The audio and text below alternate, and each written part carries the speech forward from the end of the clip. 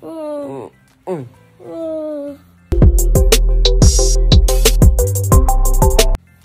morning mga kawapo. Ayun, pahirapan na ngang gumising. Pahirapan pang bumangon. Diba? Alam nyo yan. So kailangan namin gumising ng medyo maaga kasi syempre para makakain tayo ng pre-breakfast. And then makapag-prepare na rin.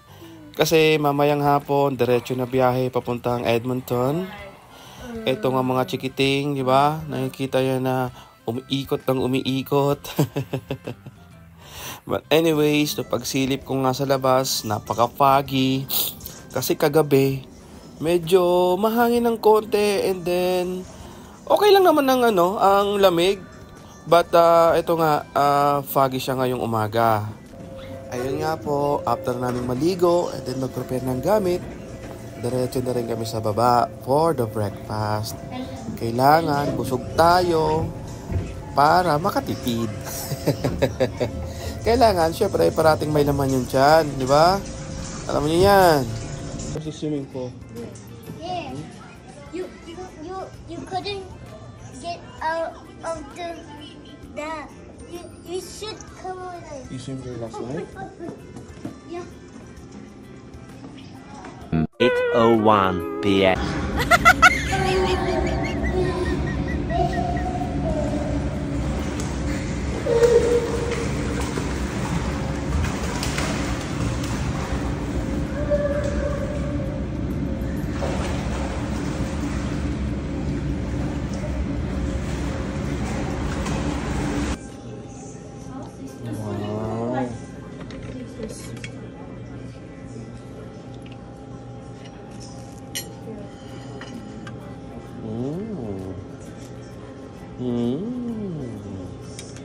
And then, akin na yan, akin na.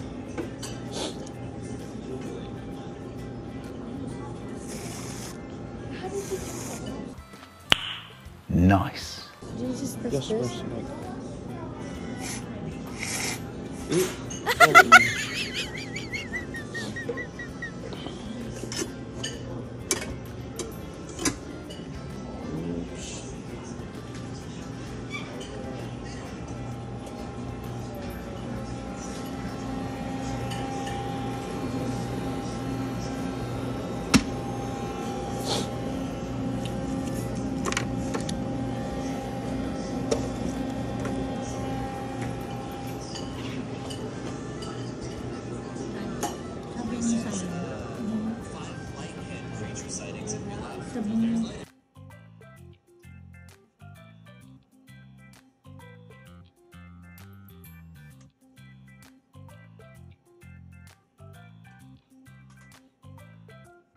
Ito nga mga bata, nag-sharon pa ng prutas. Si Skylar talaga kinakain niya na rin yung apple niya, hindi na makapag-antay. Diba? At least, kumakain sila ng prutas, diba? Talagang importante yan sa mga bata para maging healthy sila, syempre, diba? Check. Ayan, ang ganda na yung panahon. Ito, nag-ready na rin kami umalis. Thank you very much for the free hotel. Good job. Really good job. Ayan. Nag-enjoy yung kids kagabi, swimming, and then for the breakfast. Okay then. No complaint. Thank you, thank you.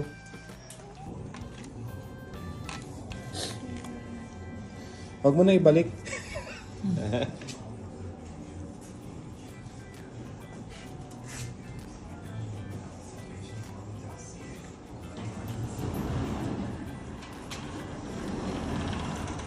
Ayun nga po, pag alis namin sa hotel, napansin namin yung ibang part ng Calgary, medyo pagi pa. So, ingat po tayo sa mga ganitong sitwasyon.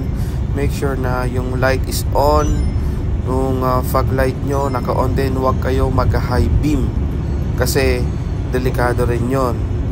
Ayun po. At eto, pinick up na nga ni Shane yung cake na order niya kay ate. And then, nagbigay siya ng sample. Pero I promise yung cake niya, ang sarap, no? Ako, kahit nagluluto ako ng cake, alam nyo, syempre alam ko rin naman yung masarap tsaka sa hindi, di ba?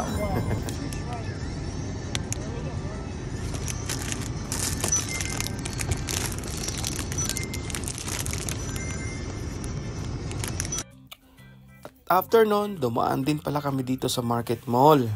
Ayan. Kasi alam niyo na, malapit na rin naman dun sa pinikapan namin yung Market Mall. So, sige, daan na tayo. Why not? Di ba? Baka mayroon tayong makita dyan na pwede natin na dalhin sa Edmonton or yung mga prices, pang prices natin. Ito, yung sinasabi ko, yan lang naman ang pang pa-prices natin para sa ating Christmas party. Di ba? Napakasimple. Thanks na. Di ba? Small time. Not a big deal. Or are you gonna go next to the missing ball? Uy, madulas. Tyler, don't run. You see my friend? Don't run, madulas. After nga namin makaalis sa Market Mall, dumiretso na kami. Kila paring Jack and then kay Che, kay Cousin Che. Ayan, ihahatid namin tong in-order ni Jack na wireless speaker. Kala mo na mahilig si Jack mag-video okay, mahilig sa mga outdoor fun, kaya tamang-tama to, yung wireless speaker sa kanya. Yeah? Wow. At eto pa, dineliver din pala natin yung order ni Jack kay Audrey na mga beads, bracelet. Ayan, kaya excited na rin si Audrey na i-deliver ang kanyang mga gawa, di ba? Hindi na rin pala kami nagtagal doon. Pero thank you for lunch. Sabi nga, eat and run kami doon kasi nagmamadali rin kami. Tapos may pupuntahan din sila, may basketball din si PJ. So alam niyo na, kailangan natin suportahan yung mga anak natin sa kanilang mga activities. Kaya naiintindihan ko siya. Talagang support na support sila parati kay PJ. Lalo na pag may mga basketball event. Yan si Jack and Che. At eto, pagpasok namin dito sa cross iron, nakita ko tong napakagandang design dito sa may gitna, sa may malapit sa food court. Talagang para kang nasa Encantadia. No, para kang nasa Winter Wonderland with lights. Diba?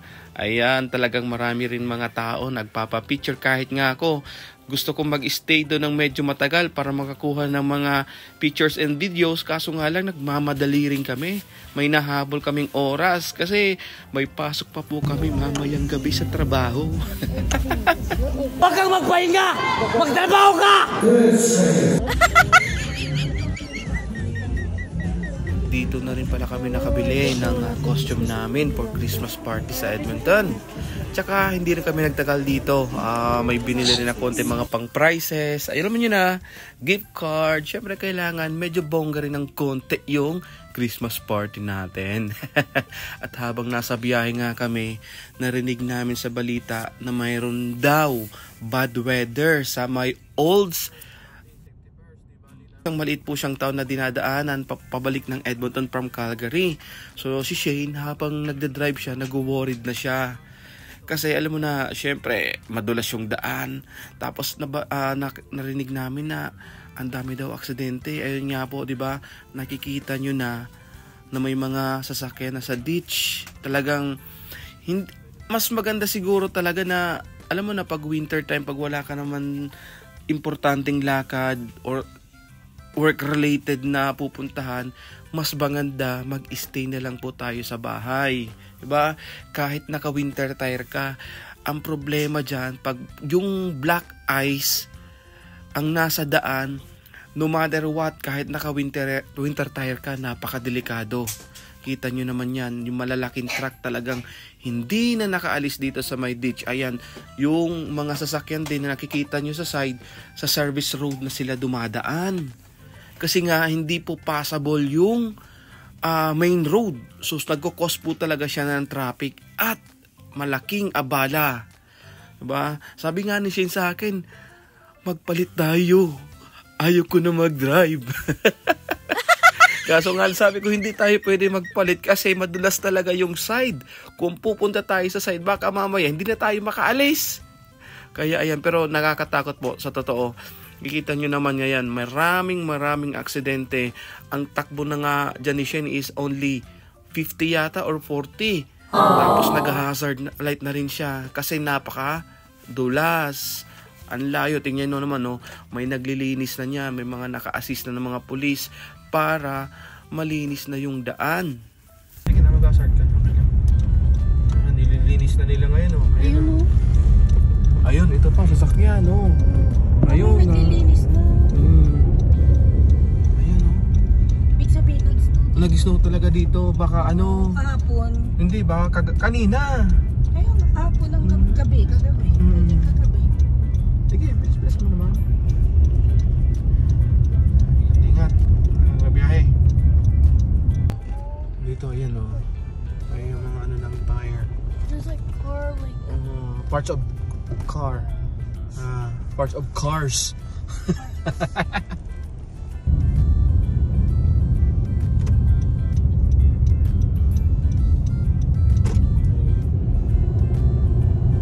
Grabe ang snow. Binayo yata dito ni Snow. Binayo. Yeah. Dito sa may Three Hills. Sakyan na naman dun sa baba. Ayun. Oo.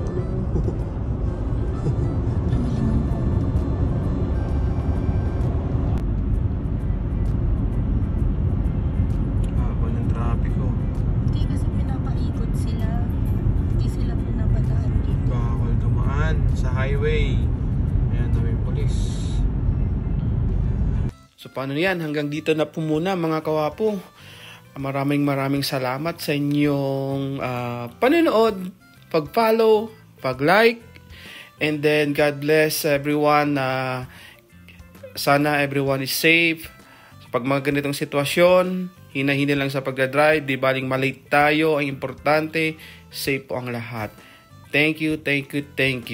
Bye!